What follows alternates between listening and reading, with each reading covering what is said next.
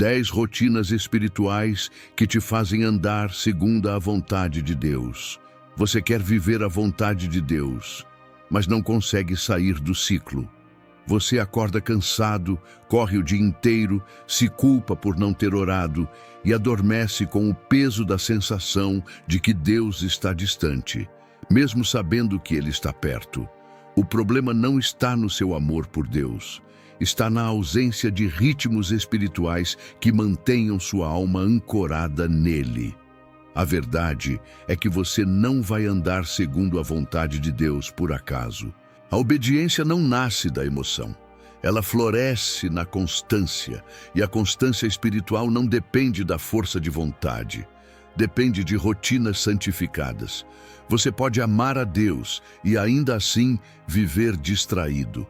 Pode acreditar nas promessas e mesmo assim estar longe da prática que te aproxima dele. Não por rebeldia, mas por falta de estrutura. E estrutura espiritual se constrói com escolhas diárias, silenciosas, solitárias, mas poderosas.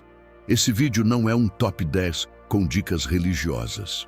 É um chamado ao realinhamento da sua vida com os céus. Um convite para que cada parte do seu dia, do despertar ao deitar, se torne uma plataforma de adoração, escuta e obediência.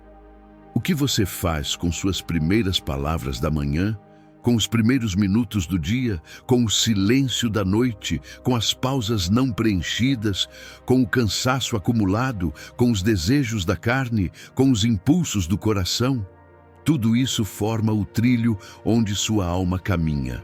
E se esses trilhos não apontam para a cruz, você estará sempre tentando se aproximar de Deus com o corpo no caminho, mas a mente vagando e o espírito enfraquecido. Hoje, você será confrontado com 10 rotinas espirituais que não apenas moldam seu comportamento, mas seu interior. Cada uma delas fundamentada na palavra, ancorada em princípios eternos, desenhada para te tirar do piloto automático e te devolver ao centro da vontade de Deus. Mas antes de mergulhar em cada uma, você precisa fazer uma escolha aqui e agora. Não basta assistir, é preciso se render.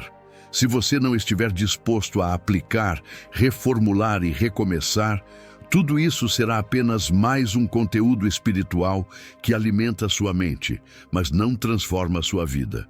Deus não te chamou para assistir mais um vídeo sobre Ele. Ele te chamou para andar com Ele. E quem anda com Deus, anda por direção, não por impulso. Anda por fé, não por conveniência. Anda com disciplina, não apenas com emoção. A distância entre o que você deseja espiritualmente e o que você vive hoje não se preenche com vontade, se preenche com hábitos, com práticas, com rotinas que sustentam sua entrega nos dias bons e principalmente nos dias maus.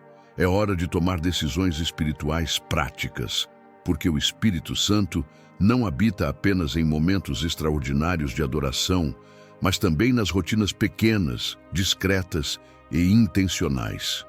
É ali que sua fé ganha músculo. É ali que sua mente se renova. É ali que sua vontade se curva. Abra sua Bíblia, abra seu coração e abra mão da ideia de que santidade é algo esporádico.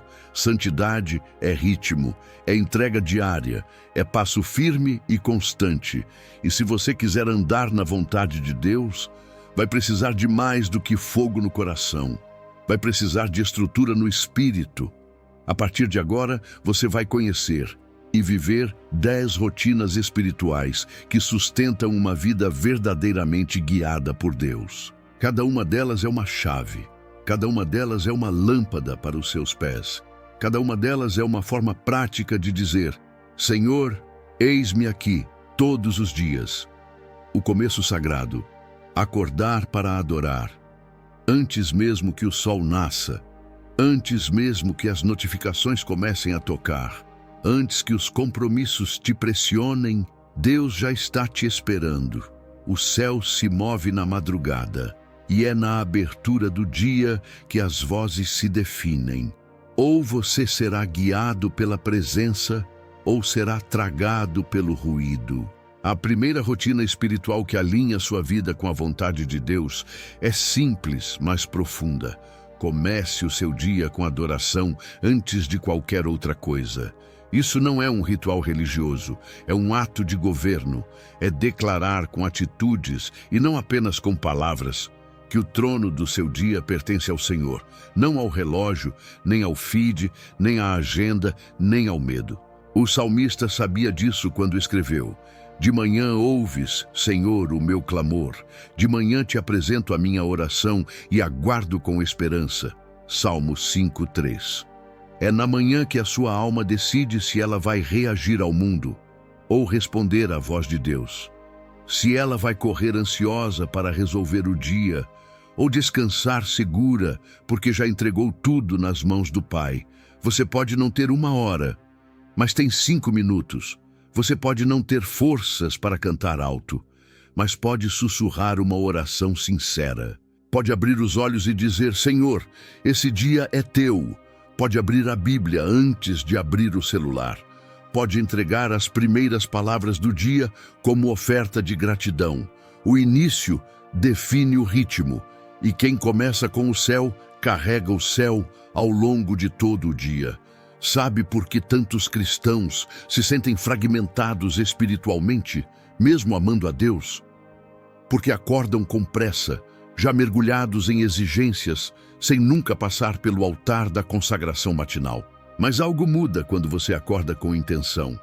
Quando, ainda com os olhos meio cerrados, você decide que sua primeira ação será olhar para o alto, não para a tela. Ali, o Espírito Santo encontra espaço. Ali, a carne se curva.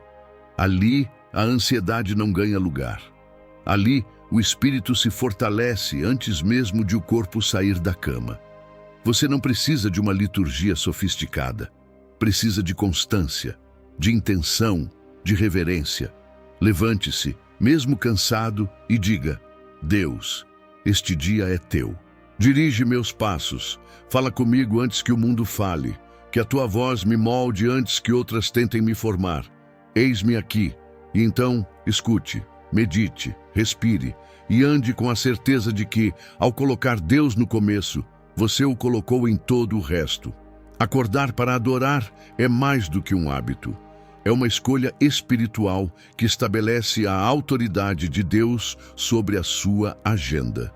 E quem começa o dia no altar, termina o dia em paz.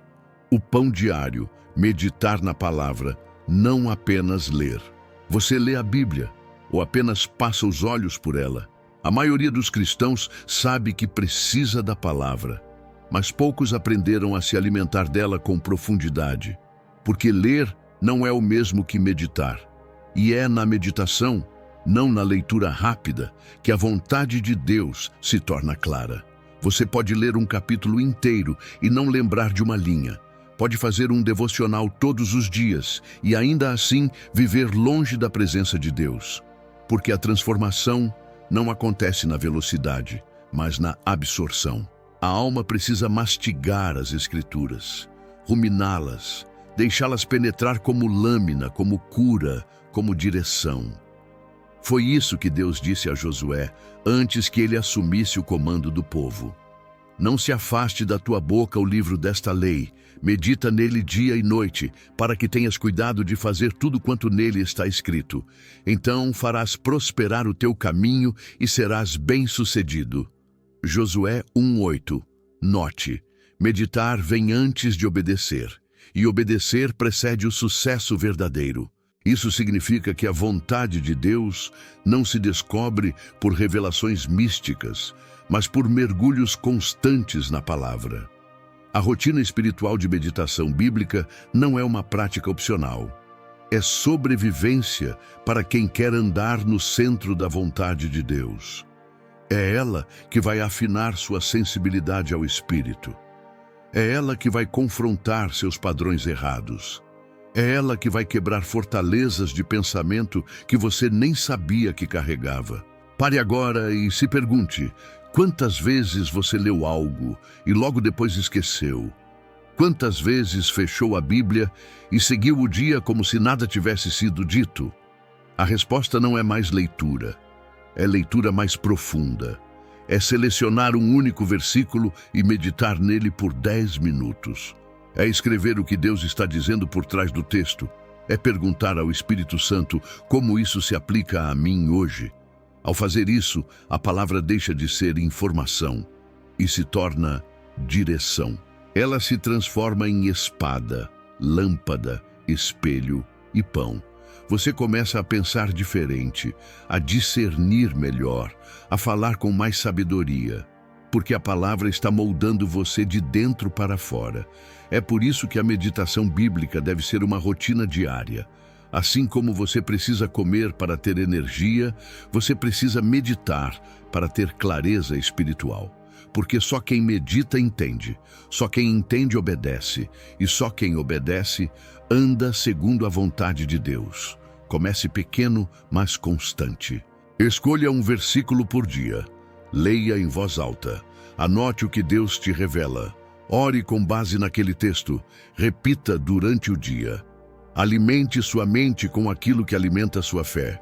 Esse é o pão diário que sustenta, a disciplina que molda, a rotina que transforma. E é assim que sua vida começa a refletir o caráter de Cristo sem esforço forçado, porque sua mente está sendo renovada continuamente. Hoje, a sua caminhada com Deus pode sair da superficialidade. Basta que você pare de correr pelos capítulos e comece a habitar nas palavras, porque o que transforma não é o quanto você lê, é o quanto você permanece. A oração que escuta.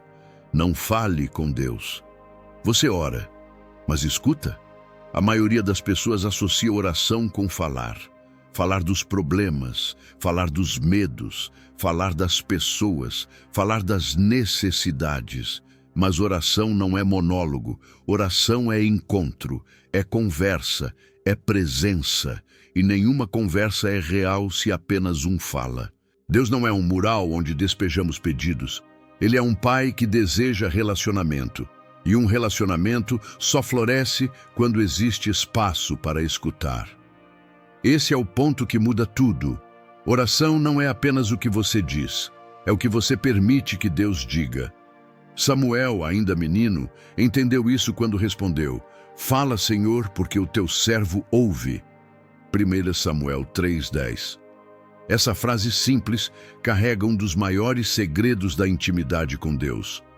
Ouvir é um ato de rendição. Quando você ora e não escuta, você pode sair da oração carregado, ansioso, frustrado. Mas quando você ora e escuta, Deus alinha sua alma com o céu. É por isso que essa rotina espiritual é essencial.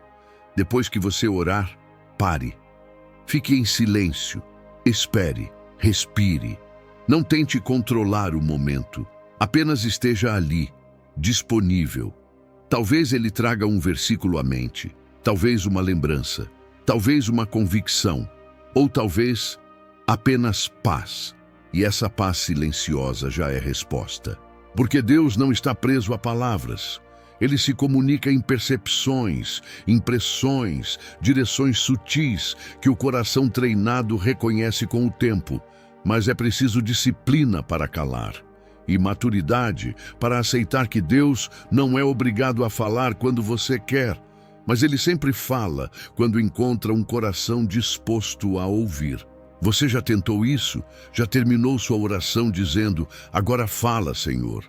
Já anotou aquilo que sentiu em sua mente ou em seu espírito naquele momento de quietude?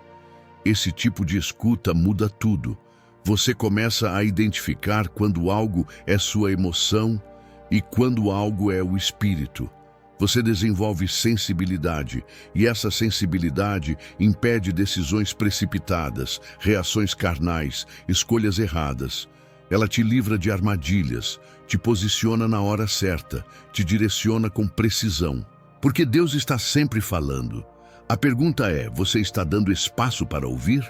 Jesus fazia isso. Ele se retirava para orar, mas o que poucos percebem é que ele também se retirava para escutar, para discernir o que o Pai queria fazer. Por isso ele dizia: "Eu só faço o que vejo o Pai fazer." Como ele via? Na intimidade silenciosa da escuta, no espaço entre o clamor e a resposta.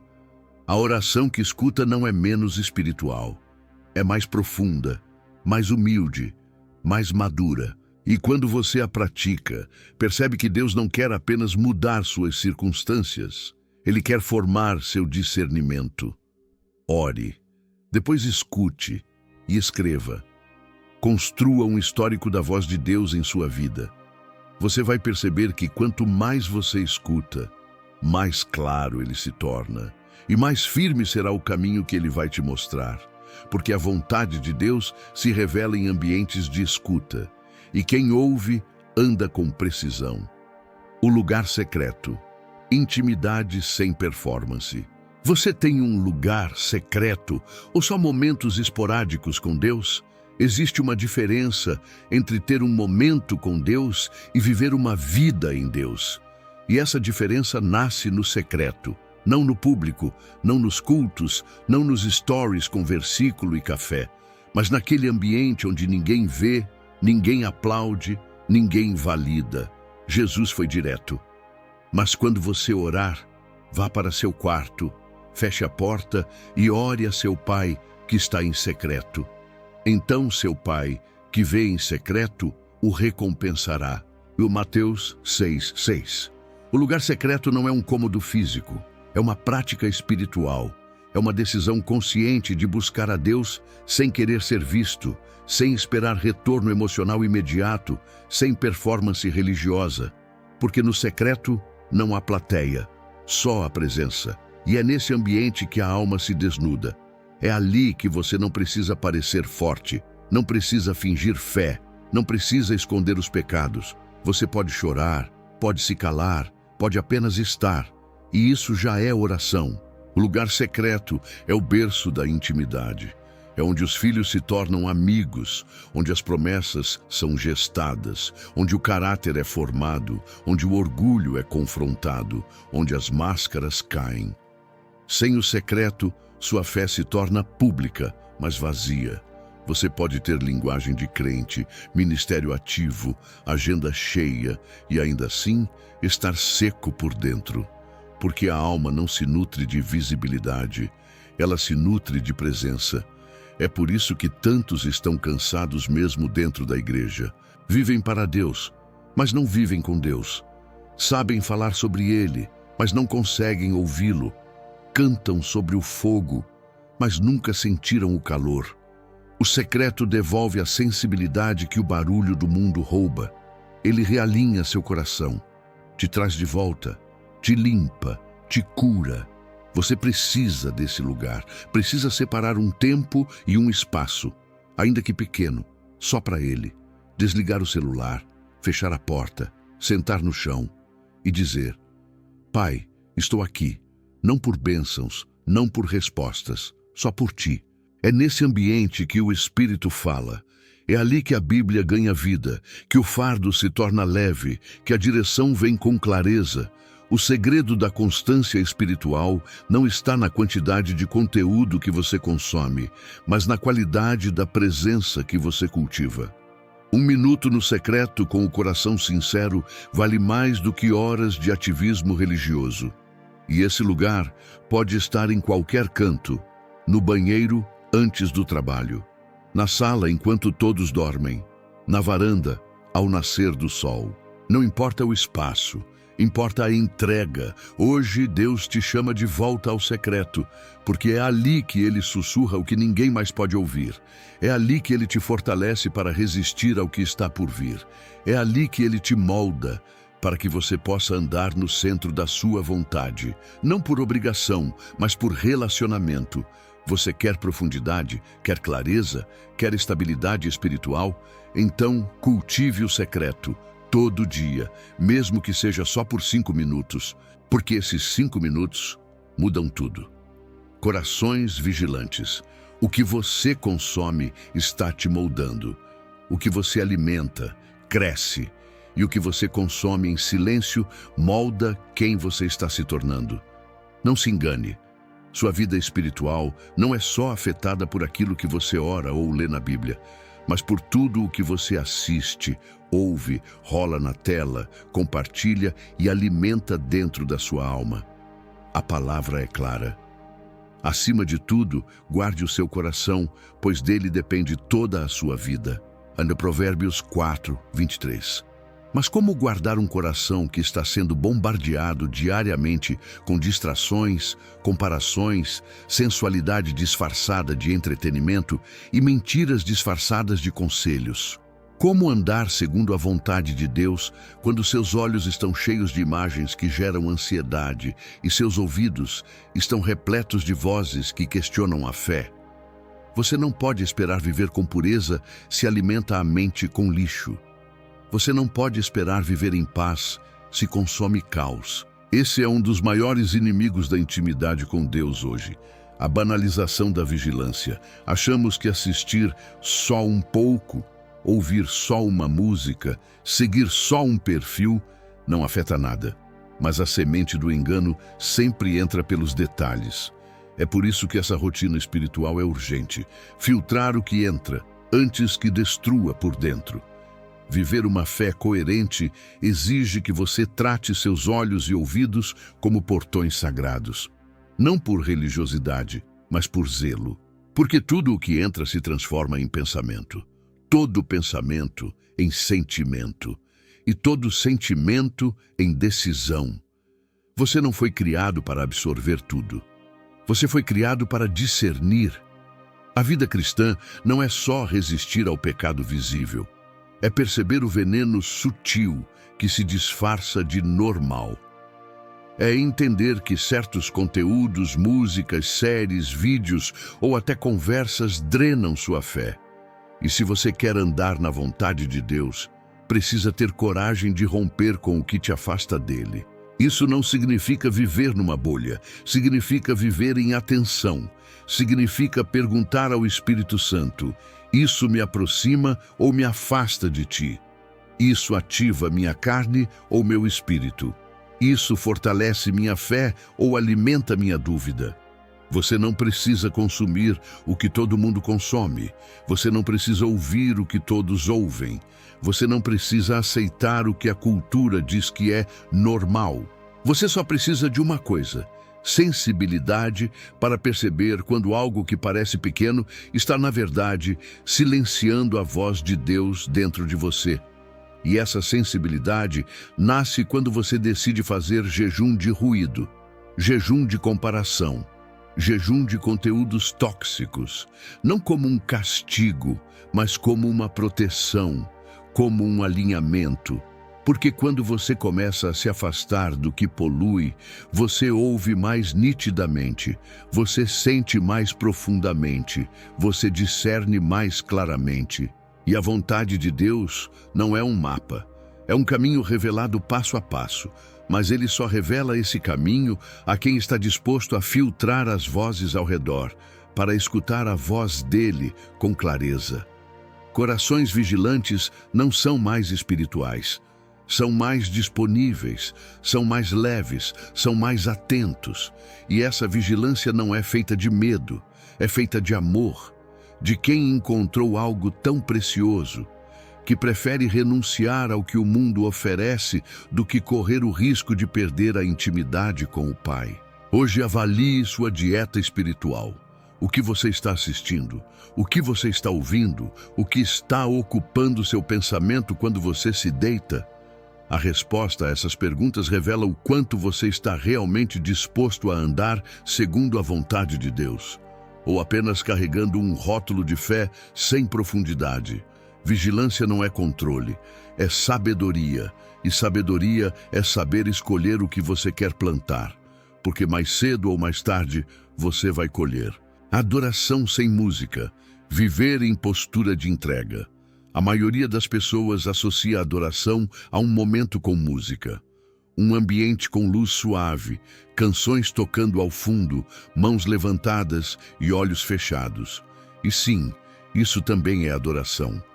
Mas adoração de verdade, aquela que muda seu coração, sua mente e sua rotina, não precisa de melodia, precisa de entrega. Adorar sem música é viver com o coração prostrado mesmo quando o corpo está de pé. É obedecer quando ninguém está vendo. É escolher o caminho certo quando o errado parece mais rápido. É continuar firme no secreto quando ninguém aplaude. Romanos 12:1 diz: Portanto, irmãos, rogo-lhes pelas misericórdias de Deus que se ofereçam em sacrifício vivo, santo e agradável a Deus. Este é o culto racional de vocês. Ou seja, a verdadeira adoração é entrega total. Não é um ato emocional, é uma decisão espiritual. Não é apenas um sentimento de conexão, é uma postura constante de obediência. Deus não está apenas procurando vozes que o louvem. Ele está buscando vidas que o glorifiquem, vidas que o reconhecem nos detalhes, que o exaltam nas decisões pequenas, que o colocam acima dos próprios desejos. Adorar sem música é continuar servindo quando você está cansado. É manter a integridade no ambiente profissional. É perdoar quando seria mais fácil se vingar. É amar quem não retribui. É colocar o outro à frente quando tudo dentro de você grita por atenção. É nesse lugar que a fé se torna concreta, onde a espiritualidade se manifesta na rotina, onde a luz não vem de um palco, mas de um coração que decidiu brilhar na escuridão do cotidiano. A rotina espiritual da adoração sem música te convida a viver como um altar. A cada manhã, você se apresenta diante de Deus, inteiro, imperfeito, mas disposto. Você não precisa ser talentoso, não precisa saber cantar, não precisa ter palavras bonitas. Só precisa de um coração sincero que diga: Senhor, tudo o que tenho é teu. Essa rotina transforma cada momento em oportunidade de glorificar. Trabalhar com excelência é adoração. Cuidar da sua casa com alegria é adoração. Tratar bem quem pensa diferente é adoração. Decidir com sabedoria, mesmo quando ninguém vê, é adoração. Adoração sem música é mais desafiadora, porque ninguém vai te aplaudir por isso. Não tem palmas, não tem likes, não tem elogios, mas tem recompensa, tem intimidade, tem presença, tem o olhar do Pai sobre você dizendo: eu vi. E quando o céu vê, não importa se o mundo ignora. Essa rotina espiritual resgata a essência do Evangelho: viver para Deus, mesmo quando ninguém percebe. Oferecer sua vida como um culto diário. Transformar cada respiração em uma declaração: Deus, tu estás no centro. Você pode cantar muito e ainda assim não viver em adoração. Mas ninguém consegue andar em obediência contínua sem tocar o coração de Deus. Hoje você tem a oportunidade de adorar sem música, de transformar sua agenda em altar, seu trabalho em louvor, sua vida em culto. Não espere o próximo domingo para entregar seu melhor. O altar está montado, o sacrifício é você e a glória é de Deus. Calendário do reino, estruturando seus dias ao redor de Deus. Talvez você nunca tenha percebido, mas existe um ídolo silencioso que governa a vida de muita gente: o relógio. Não o objeto em si, mas o que ele representa. A corrida, a pressa, a urgência artificial que nos faz servir ao tempo em vez de servi-lo com propósito. Vivemos cheios de tarefas, agendas lotadas, prazos, distrações, compromissos. E quando alguém pergunta como está a vida espiritual, a resposta quase sempre é a mesma: sem tempo. Mas o problema não é o tempo, é o que priorizamos com ele. A rotina espiritual de hoje te chama para uma revolução: organizar sua vida ao redor de Deus, e não o contrário. Não encaixar Deus no que sobrar da sua semana, mas estruturar a sua semana em torno da presença dele. A palavra diz: há um tempo para tudo e um tempo determinado para cada propósito debaixo do céu. Eclesiastes 3:1. Ou seja, você não foi criado para viver correndo, apagando incêndios, tentando se encaixar no sistema do mundo. Você foi criado para andar em ritmo de propósito, para honrar a Deus com o seu tempo, tanto quanto com sua adoração. Mas isso exige intencionalidade.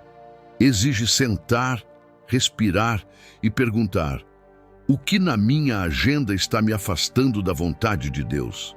Porque se você não estabelecer as suas prioridades espirituais, o mundo vai estabelecer por você e vai te oferecer uma rotina cheia de ocupações, mas vazia de presença, cheia de movimento, mas pobre de direção. O calendário do reino não é feito apenas de domingos. Ele é marcado por decisões diárias, momentos separados, espaços sagrados no meio do caos. Separar um tempo para orar não é religiosidade, é humildade, é reconhecer que você não dá conta sozinho, que precisa parar, ouvir, alinhar. Separar um tempo para ler a palavra não é obrigação, é nutrição. É abastecer a alma antes que ela desidrate nas exigências da vida. Separar um tempo para silêncio não é fuga, é sabedoria. É permitir que Deus fale antes que o mundo grite.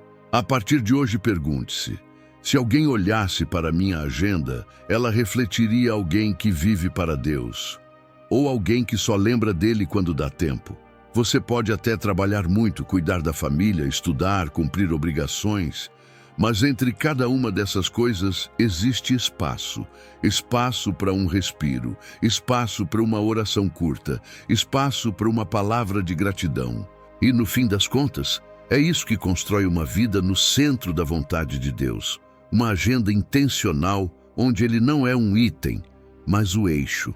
Onde cada compromisso parte de um coração alinhado com o céu. Hoje, você pode reorganizar sua vida. Não precisa fazer tudo de uma vez. Comece pequeno.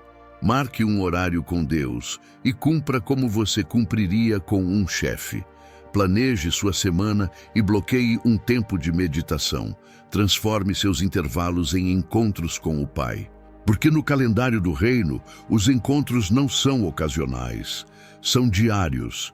E a recompensa não é um dia mais leve, é uma vida com propósito eterno. A oração do vigia, entregar o dia antes de dormir. Há uma guerra silenciosa que acontece quando o sol se põe. As luzes se apagam, a casa silencia, mas a mente grita. É nesse momento, quando tudo lá fora se cala, que os pensamentos se tornam mais altos. As preocupações voltam, as dúvidas se multiplicam, os medos ganham forma. E é exatamente por isso que a rotina espiritual de entregar o dia a Deus antes de dormir é tão poderosa.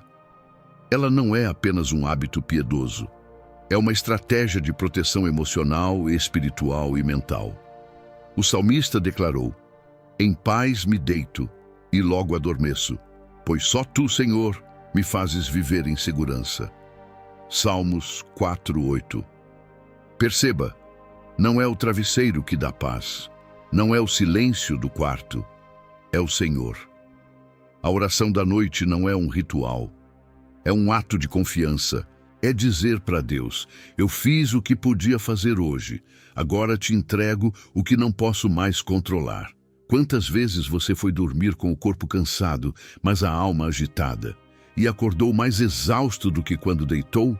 É porque o que mais rouba a nossa energia não é o que fazemos, é o que carregamos. Mas há uma solução: fechar o dia com oração. Entregar, liberar, descansar. A rotina do vigia, aquele que termina o dia na presença de Deus, muda tudo. Ele não leva mágoas para a cama, não leva ansiedades para o travesseiro, não dorme com culpas, nem com pesos desnecessários. Ele entende que o descanso não é apenas físico, é espiritual.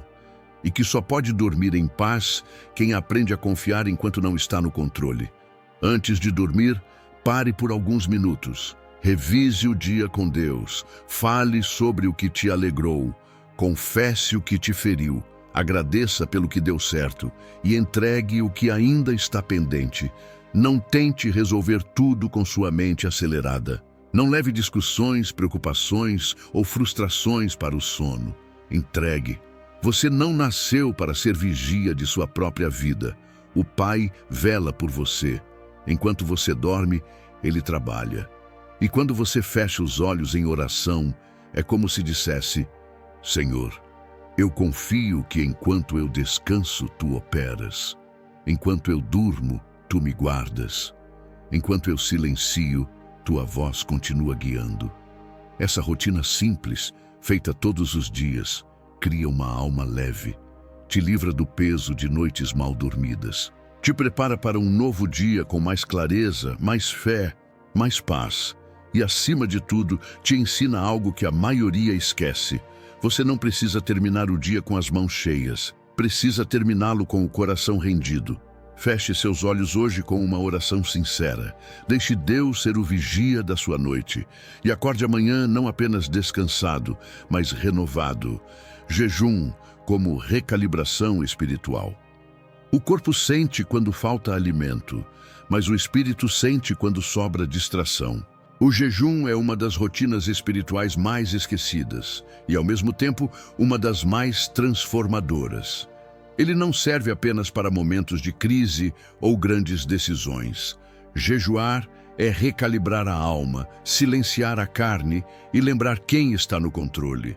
Jesus não disse se jejuarem, mas quando jejuarem, de Mateus 6,16. Ou seja, o jejum não é uma exceção na caminhada cristã. É uma prática regular para quem quer andar no centro da vontade de Deus. Mas o jejum bíblico não é uma dieta. Não é privação por vaidade.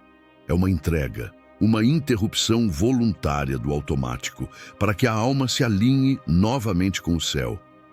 Quantas vezes você percebe que está orando, mas não sente? Lendo a Bíblia, mas sem profundidade? Fazendo as rotinas, mas de forma mecânica? É sinal de que talvez seja a hora de jejuar. Não para torcer o braço de Deus, mas para quebrar as resistências internas. Não para convencer o céu, mas para aquietar a terra que existe dentro de você. O jejum expõe os apegos, mostra onde colocamos nossa segurança e nos leva de volta à simplicidade da dependência. É nesse tempo de abstinência que muitos percebem: meu coração estava se alimentando mais do Instagram do que da palavra. Minha mente estava sendo moldada mais por séries do que por orações. Minhas decisões estavam sendo guiadas mais por medo do que por fé. O jejum revela, e ao revelar, liberta.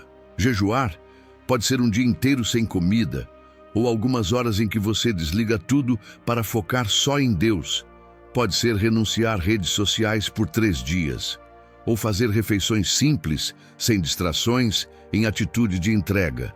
O formato importa menos do que a intenção. E o foco não é o que você deixa de fazer, mas o espaço que abre para Deus fazer. Jejuar não é dizer não à comida. É dizer sim a uma fome mais profunda. É criar espaço interno para ouvir o que antes estava abafado, para discernir o que antes estava confuso, para chorar por aquilo que a alma endurecida havia esquecido. E mais do que tudo, o jejum gera sensibilidade. Você começa a perceber o que o Espírito está dizendo. Você se torna mais leve, mais humilde, mais consciente de que a carne não domina sua vida. É por isso que muitos, ao jejuarem, recebem respostas que antes não viam. Sentem paz onde antes havia peso. Tomam decisões com sabedoria sobrenatural. Porque jejuar é também discernir. Se você sente que sua vida espiritual estagnou, se sua mente está cheia de ruído, se seu coração perdeu a sensibilidade, talvez o convite de Deus para você hoje seja: suba mais alto, esvazie-se, eu quero te encher de novo. Faça do jejum uma rotina, não como obrigação, mas como ferramenta, uma chave de alinhamento, um gesto de rendição, uma entrega que gera liberdade. Porque quando o corpo se cala, o espírito fala. E quando a carne enfraquece, o reino dentro de você começa a se fortalecer. Obediência, quando a rotina transforma o caminho. Não basta conhecer a vontade de Deus, é preciso andar por ela. E isso só acontece quando a rotina se transforma em obediência. A fé sem obras é morta. A oração sem resposta prática é religiosidade. A rotina espiritual sem ação é apenas um ritual vazio. Obediência não é o resultado de um grande evento espiritual. É fruto de pequenas decisões diárias, silenciosas, quase invisíveis para o mundo, mas profundamente poderosas no reino de Deus. Jesus disse: "Se vocês me amam, obedecerão aos meus mandamentos." João 14:15. Perceba, não se trata apenas de sentir algo por Deus, mas de viver algo com Deus. Amor se prova com obediência. A grande armadilha dos dias de hoje é confundir emoção com rendição. Achar que chorar em uma canção é o mesmo que mudar de atitude, mas o coração que verdadeiramente ama o Senhor se move, escolhe diferente, age de forma contracultural. Você pode orar todos os dias e ainda viver longe da vontade de Deus, se a sua prática não acompanha a sua devoção. A obediência é o ponto de virada. É onde a palavra deixa de ser apenas inspiração e se torna transformação. É quando você perdoa, mesmo tendo razão. É quando você diz não para o pecado, mesmo desejando ceder. É quando você se cala, mesmo tendo o que dizer. É quando você dá, mesmo quando parece que falta. É quando você permanece, mesmo sem entender. Obediência é crer com os pés. É caminhar mesmo sem ver. É confiar mesmo sem sentir. É isso que diferencia um ouvinte de um discípulo. O ouvinte aplaude a palavra, o discípulo a vive. E é na obediência que o céu se manifesta na terra. Porque quando Deus encontra alguém que o obedece, ele entrega mais unção, mais direção, mais autoridade. Muitos perguntam: como sei se estou andando na vontade de Deus?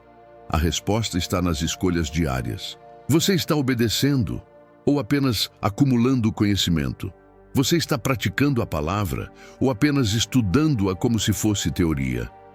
Obedecer é o que transforma a rotina em caminho. É o que torna o ordinário sagrado. É o que revela que a sua fé é real. E quanto mais você obedece, mais a voz de Deus se torna clara. Mais a presença dele se manifesta nas suas decisões. Mais a sua vida se alinha com o que ele sonhou para você. Deus não te chama apenas para um devocional diário. Ele te chama para uma vida rendida. E essa vida começa quando você responde ao chamado do céu com atitudes da terra. Quando você diz sim, mesmo que doa. Quando você permanece fiel, mesmo que ninguém veja. Esse é o verdadeiro culto. Essa é a adoração que o Pai procura. Uma vida obediente é uma vida que carrega a presença. E quem carrega a presença nunca anda perdido. O fruto da rotina, quando a presença de Deus se torna evidente.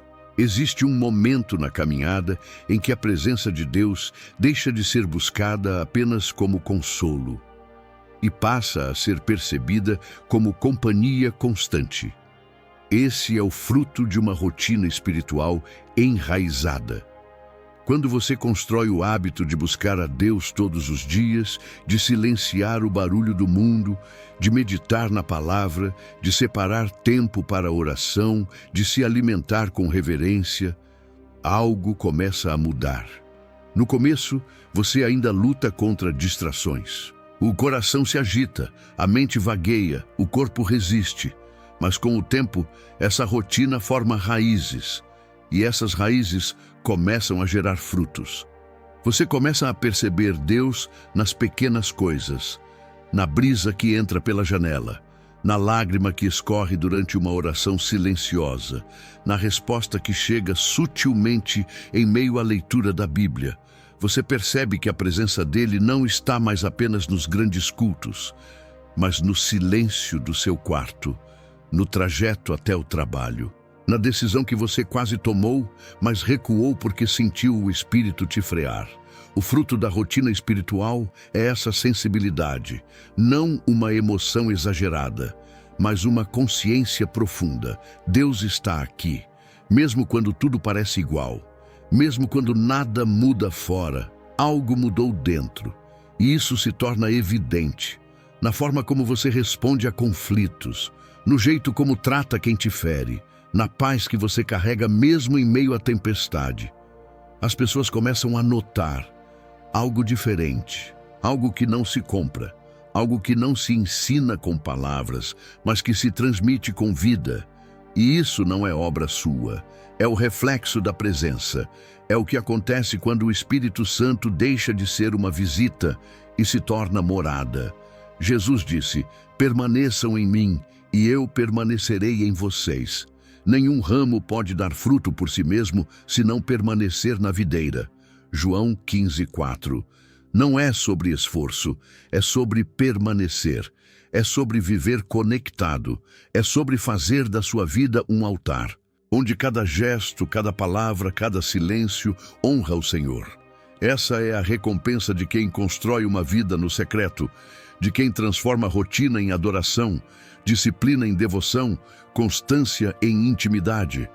Não espere os frutos nos primeiros dias, mas saiba, se você permanecer, eles virão, e serão visíveis, e serão doces, e serão incontestáveis, porque quem anda com Deus transborda Deus, e quem cultiva a presença carrega o céu onde pisa. A luta contra a inconstância espiritual. Você já prometeu que manteria uma rotina com Deus, mas depois de alguns dias, tudo voltou ao que era antes. Essa é a batalha da inconstância espiritual, um dos inimigos mais sutis da vida devocional. Ela não grita como o pecado escandaloso, mas rouba silenciosamente a profundidade da sua fé. No início, a empolgação, um novo propósito, um novo caderno de anotações, talvez até um plano de leitura bíblica. Mas com o passar dos dias, o fervor se esfria, as distrações crescem, a rotina se atropela. E então você começa a se culpar, se sente indigno, se pergunta por que nunca consegue manter firme aquilo que prometeu. Mas a verdade é que a inconstância espiritual não se vence com força de vontade, ela se vence com compreensão espiritual. O que está por trás da inconstância? Uma alma dividida, um coração que ainda negocia prioridades, uma mente que ainda acredita que pode viver para Deus sem morrer para si mesmo. A palavra diz: aquele que quiser vir após mim, negue-se a si mesmo, tome sua cruz e siga-me. Mateus 16:24. Negar a si mesmo é o segredo da constância, porque enquanto a sua carne ainda tiver domínio sobre suas escolhas, a constância será um sonho impossível. Você precisa entender, o mundo não vai cooperar com sua vida espiritual. A carne não vai facilitar, o inimigo não vai te aplaudir. Por isso, a constância é fruto de resistência, não de motivação, não de sentimento, mas de uma decisão diária de se submeter ao Senhor, mesmo quando nada em você quer. A alma ama conforto, o espírito busca disciplina, e é nesse conflito que se revela quem comanda sua vida. Mas aqui está a boa notícia: Deus honra cada recomeço sincero. Ele não despreza quem volta ao secreto. Ele não rejeita quem chora por ter se afastado. O que ele busca não é perfeição, mas entrega. Não é uma performance espiritual, mas um coração rendido que diz: Pai, eu quero permanecer em Ti. Então, se você falhou, se você largou a Bíblia por semanas, se a oração virou apenas um sussurro apressado, não se afaste por vergonha. Volte. Volte cansado, mas volte. Volte em silêncio, mas volte. Volte chorando, mas volte. Porque todo recomeço com Deus tem poder de restaurar aquilo que parecia perdido. A constância começa com um passo, depois outro, depois mais um.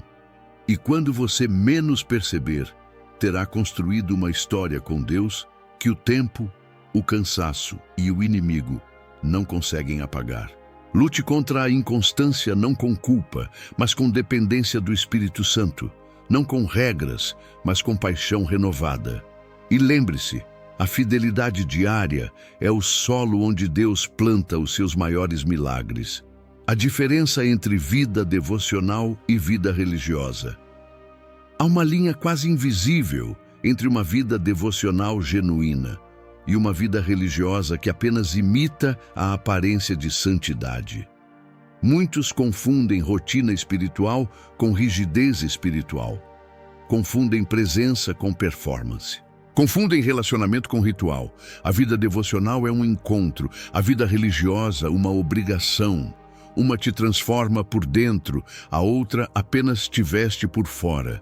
E é por isso que tanta gente se frustra, porque fazem tudo certo, oram, leem, jejuam, participam, mas não sentem Deus, não ouvem sua voz, não percebem sua mão. Por quê? Porque estão mais preocupados em seguir uma forma do que em cultivar uma presença. A Bíblia nos alerta sobre isso. Isaías 29:13 diz: Este povo se aproxima de mim com a sua boca e me honra com os seus lábios, mas o seu coração está longe de mim. Deus não busca teus gestos, Ele busca teu coração. A religiosidade se alimenta de rotina sem revelação. A devoção nasce da revelação que gera rotina. Uma impõe peso, a outra gera prazer. Quem vive religiosamente acorda perguntando: o que eu preciso fazer hoje para me sentir bem com Deus? Quem vive devocionalmente acorda dizendo: Senhor, eis-me aqui, fala comigo. A diferença está na motivação, na intimidade, na postura do coração. A vida devocional transforma. Te deixa mais sensível, mais leve, mais obediente. Ela molda tua vontade à vontade de Deus. Já a vida religiosa endurece, te torna crítico, cansado, seco, porque exige de você o que só a graça pode produzir. Jesus confrontou os fariseus por isso. Eles sabiam a lei, mas ignoravam o amor. Eles jejuavam, oravam, ensinavam, mas não reconheciam o próprio Deus diante deles. E quantos hoje estão vivendo assim? Cheios de práticas, mas vazios de presença. Você não foi chamado para ensinar fé, foi chamado para viver fé. Não foi criado para decorar versículos, mas para ser transformado por eles. A vida devocional te leva para dentro, para o secreto, para o confronto, para a renúncia. A religiosa te expõe, te cobra, te escraviza. Por isso, hoje o convite não é para fazer mais, é para se entregar mais, menos esforço mecânico, mais sinceridade diante do Pai. Se o seu tempo com Deus se tornou frio, previsível, sem vida, não aumente as tarefas, aumente a entrega, aumente a fome, aumente a sinceridade. Deus não está te pedindo sacrifícios que você não consegue sustentar. Ele está pedindo teu coração inteiro, do jeito que está. E a partir desse coração quebrado, Ele começa a construir uma vida devocional real, feita de verdade, graça e transformação. Essa é a diferença entre quem vive por religião e quem vive por comunhão. O final não é o fim. Quando a rotina vira testemunho, o que hoje parece apenas uma repetição silenciosa, amanhã pode se tornar o maior testemunho da sua vida. Porque na vida espiritual, o final não é o fim. É o início de algo que os olhos ainda não veem, mas que o céu já começou a mover. Você pode até achar que está andando em círculos, levantando, orando, lendo, buscando, sem grandes mudanças ao seu redor, sem respostas espetaculares, sem milagres visíveis. Mas o céu conta o tempo de outro jeito. Deus não está medindo o barulho que você faz, está olhando a constância com que você o busca. Ele não se impressiona com começos empolgados, ele se revela em corações perseverantes. A rotina espiritual, quando feita por devoção e não por obrigação, é como uma semente no profundo da terra. No início, tudo parece igual. A terra está seca, o céu está nublado. Mas o que ninguém vê é que a raiz está crescendo e Deus está ali, trabalhando no invisível, fortalecendo sua fé de dentro para fora, transformando sua mente, curando feridas antigas, rompendo cadeias silenciosas.